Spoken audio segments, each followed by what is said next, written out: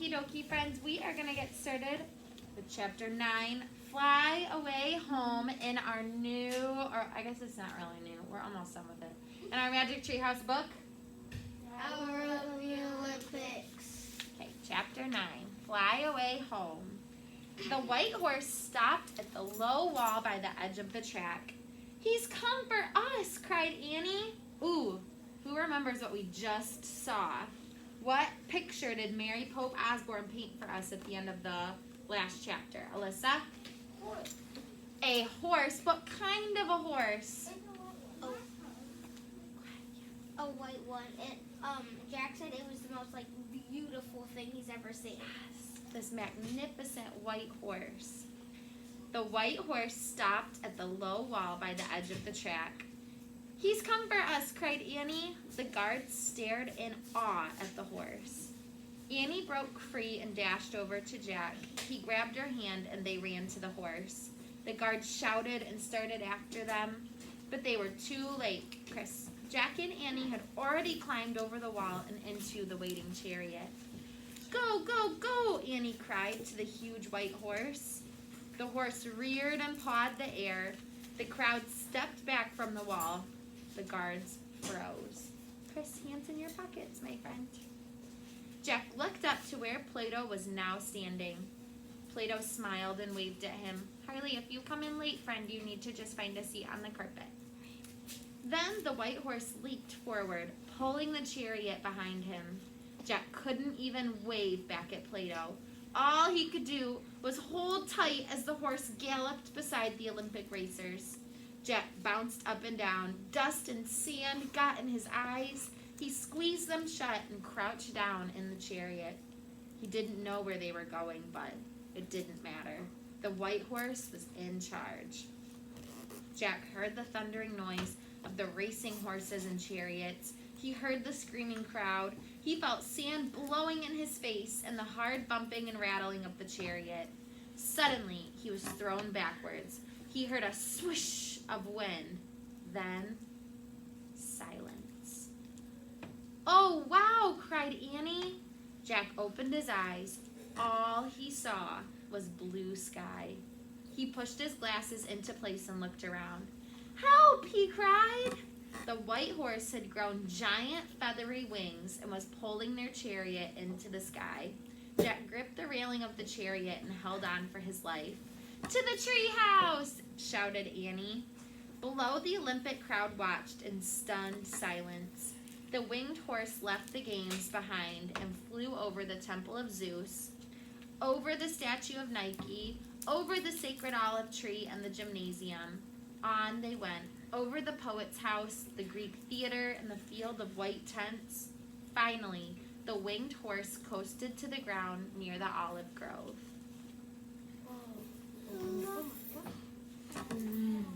Look how... DJ, got a question? I think that horse is Morgan. You think? Anybody else agree? Yeah. Magic. Ronnie? Have you ever seen Sophia the First? She has a horse. It's named Maximus, and it's just like that, except it's purple and it's really small. Oh, okay. Wow. Oh, just like mine. This horse kind of reminds me, without wings, because I don't think the horse in Tangled has wings, but this horse kind of reminds me of the horse in Tangled. It doesn't have wings like mine. It's a white horse, too.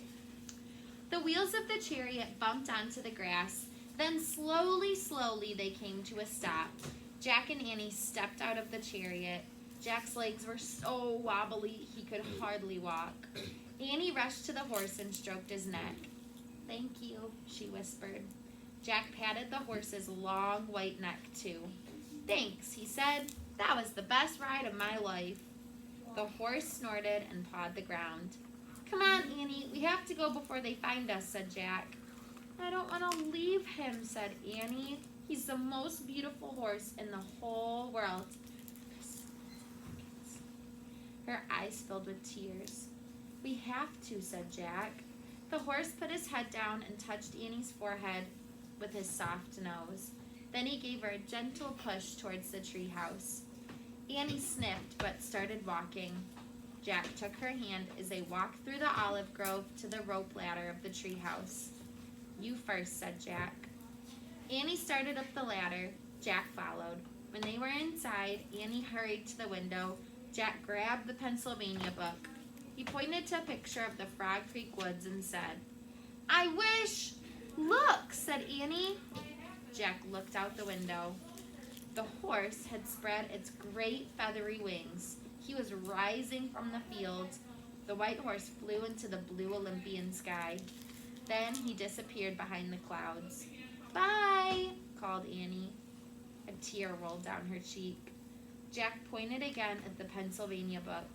"I wish we could go there," he said.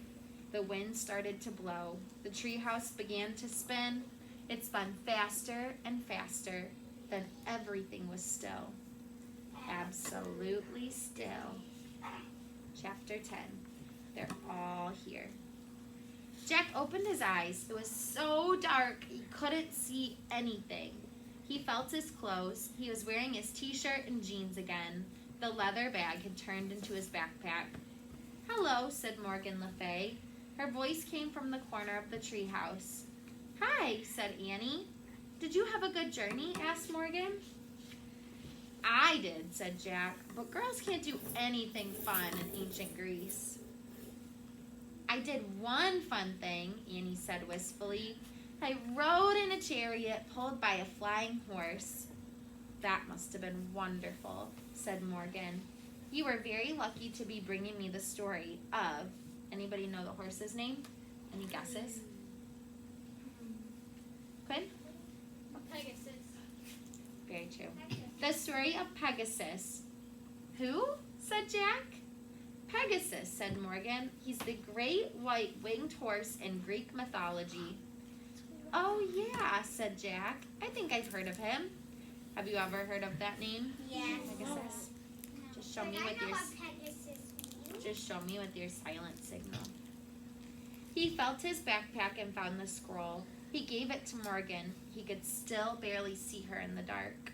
"It was written by Anonymous," said Annie. "I know," said Morgan.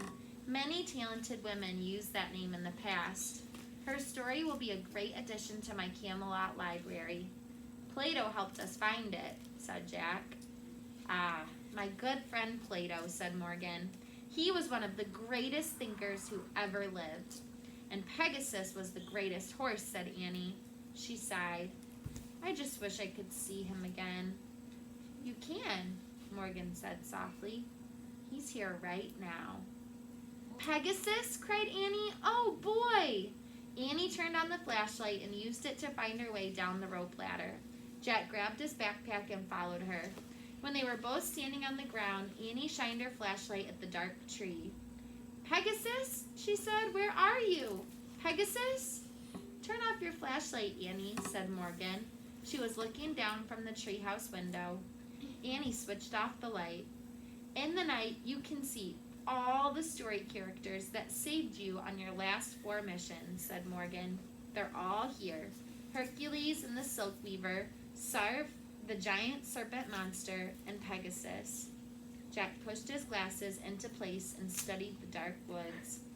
"Where are they, Morgan?" cried Annie. "Where's Pegasus?" "Look hard," said Morgan. "I can't see him," said Annie.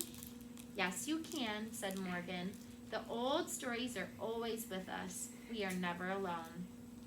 "Has Morgan gone crazy?" Jack wondered. "Look up," said Morgan. "Your friends are in the night sky. They are stars." "Stars?" whispered Jack. He stared at the shimmering field of tiny stars overhead. "Hercules is a..." Any guesses? What does she mean by stars? Mila? The stars connect together.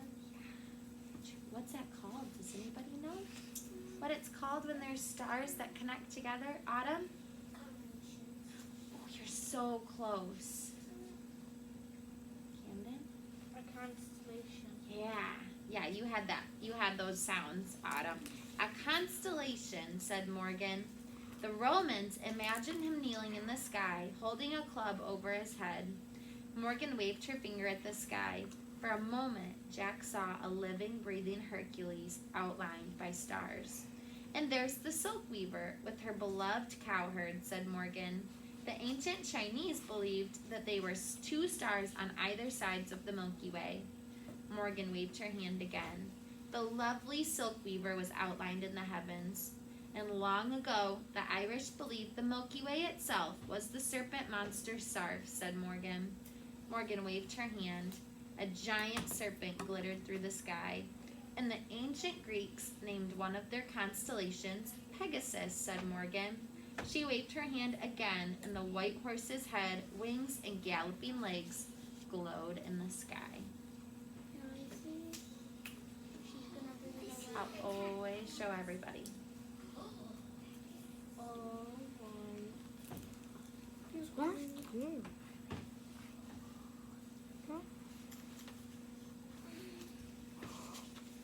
I see him, said Annie.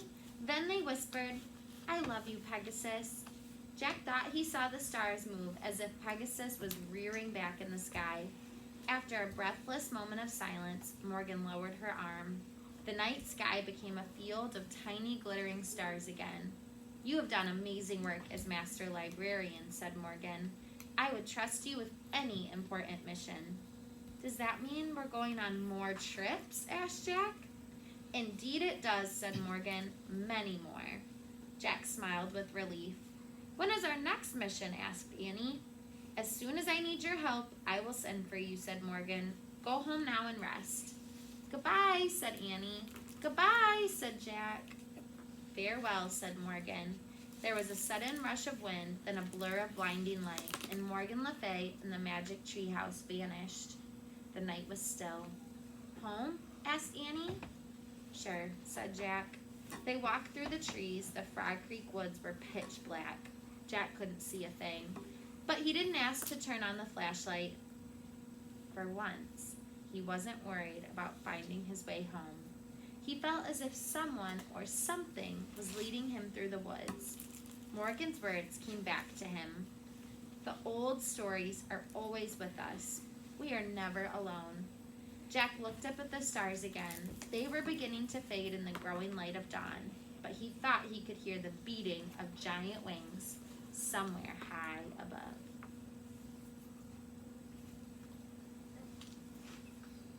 Ronnie? It's because Raising your hand. he probably thought because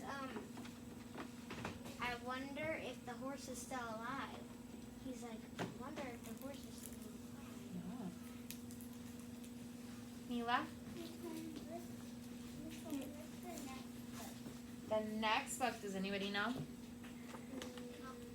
don't know. I never read that. The next book is book 15. No, this is 17. This is 16. So 17? Tonight on the Camden Titanic. I know you've been reading about that. Yeah. We will go get that tomorrow. I'll go get it, okay? Chris, that's a bean bud. Virtual friends, thank you guys for joining us. We will see you for a read aloud tomorrow. Thank you. Okie dokie, friends.